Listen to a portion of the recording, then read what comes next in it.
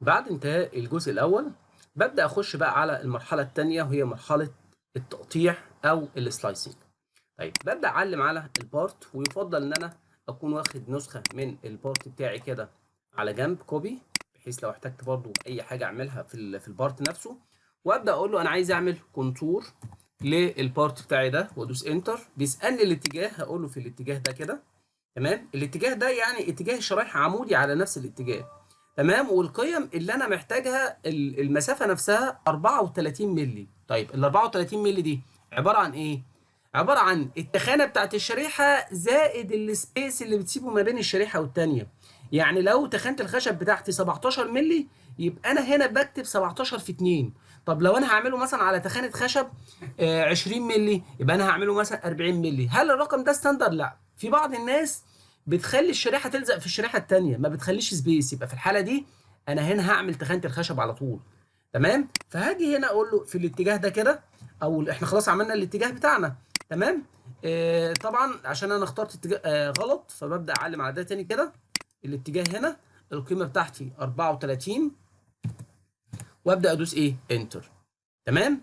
طيب اول حاجه انا بلاحظها ان الشريحه دي هي اللي في النص بتاعتي. هعلم على ده كده وابدا اخفي التصميم نفسه. انا لما بعمل العمليه دي بيبقى فيها بعض الحاجات المهمه جدا. اول حاجه، ممكن في التقطيع تلاقي الجنب اليمين مختلف شويه عن الشمال، وفي بعض الاوقات تلاقيه متساوي. يعني هنا الى حد ما ايه، مظبوط. طيب تعالى كده نبص على التصميم لما يكون في وضع التخانات بتاعتي. فعلم على الشكل كله كده، كنترول، واشيل الايه، الاماكن بتاع التثبيت اللي انا عاملها ولسه هعدل عليها بعد كده. تمام. فاقول له هنا هعمل كونتور، انا عاملها هنا بس لسه هيبقى فيها تعديل. فاقول له هنا انا عايز اعمل اكسترود، وادي امر اكسترود من هنا. تمام. التخانه بقى بتاعتي او قيمه الاكسترود بخليها بنص تخانه الخشب، لان انا بعمل الاكسترود في الاتجاهين. بص كده.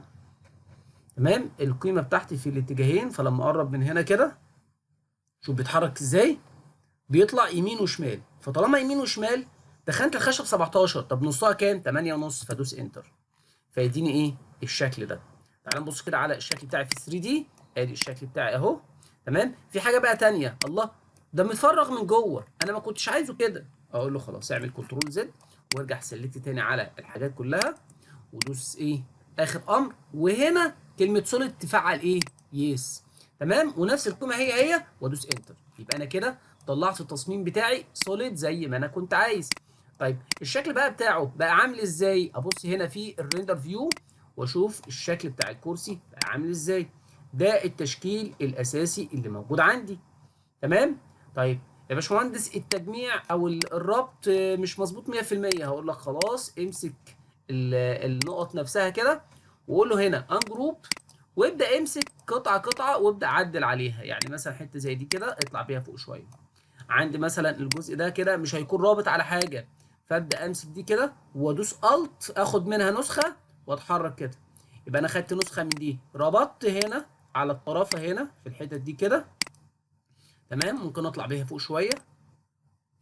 تمام، يبقى انا عندي هنا ربط هنا وربط هنا. تمام، لو انا حركت دي بتتحرك معايا، فاجي هنا اقول له ايه، ما تعملش ابديت، وخليها كده، وانزل ايه، وانزل لتحت. تمام، يبقى انا عندي هنا ربط في الاتجاه ده وعندي ربط في الاتجاه التاني. تمام كده. طيب هنا نفس الكلام، انا رابط في الجزء ده ورابط في الجزء ده، وهنا عندي مكانين للربط، وهنا عندي برضو مكانين. خد بالك، ومن جوه هنا انا عامل ربط، بس الربط ده للثلاث شرايح دول.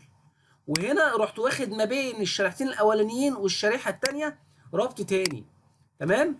طيب ايه كمان انا ممكن اعمله؟ دي الحاجات الاساسيه اللي انا محتاجها في التصميم اللي موجود عندي. يبقى انا براجع بس على الربط كده بشكل دقيق اكتر من كده، وابدا ابص على النتيجه النهائيه اللي انا عملتها. يبقى ده الشكل التصميم. اهم حاجه في الموضوع كله ان انا لما اقف هنا حتى في الفرونت فيو اتاكد ان انا لو رسمت لاين عدل كده، خط مستقيم، لازم اللاين الخط المستقيم ده يبقى على استقامه واحده في الشغل بتاعي كله. تمام. اجي من هنا كده، خد بالك، اجي نازل تحت كده، هلاقي الشغل بتاعي كله على ايه، على لاين واحد. مش شرط كله، مش شرط كله، طول ما انا ببعد في حاجات بتطلع عن الارض.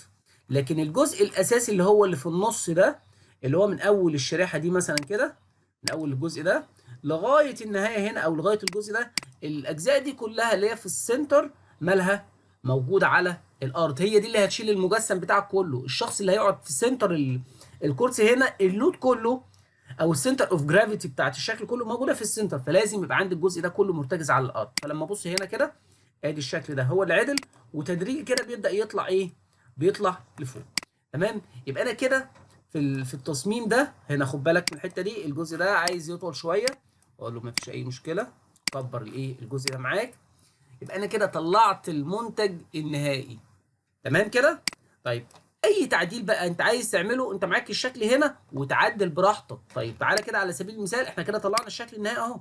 تمام. التعديلات اللي انت بتعملها، انت شغال بحاجه اسمها صاب دي، فالتعديل على الصاب دي بيكون في غايه الروعه وفي غايه الجمال. اخفي بقى كده دلوقتي.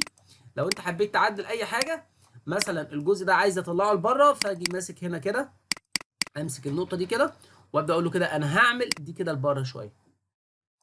شايف موضوع التعديل؟ تمام. امسك دي كده واقول له هطلع بدي كمان ايه لبره كده شويه، عايز ادي هنا فراغ يديني شكل ديكوري افضل. تمام. ممكن امسك دي كده اقول له هعلم على الاتش دي كلها كده واطلع بيها هي كمان ايه لبره كده، واطلع بيها ايه لفوق. تمام. فيديني هنا حلقه شكلها ايه، شكلها جميل.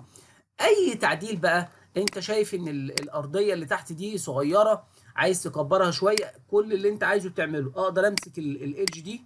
تمام. وادخل بيها لجوه كده، فيغير في ايه، في مسار الشكل بتاع الكرسي. اذا انت معاك الكرسي او معاك التصميم، تقدر تعدل فيه كل الحاجات الاساسيه اللي انت عايزها. لغايه كده احنا كده خلصنا المرحله الثانيه. المرحله الثالثه بقى ان انا هطلع الكيرفات دي وارصها على مسطح فلات وارقمها وابدا اوديها لبرنامج التقطيع على مكنه CNC عشان ابدا اجمع الشرايح دي جنب بعض واطلع المنتج النهائي.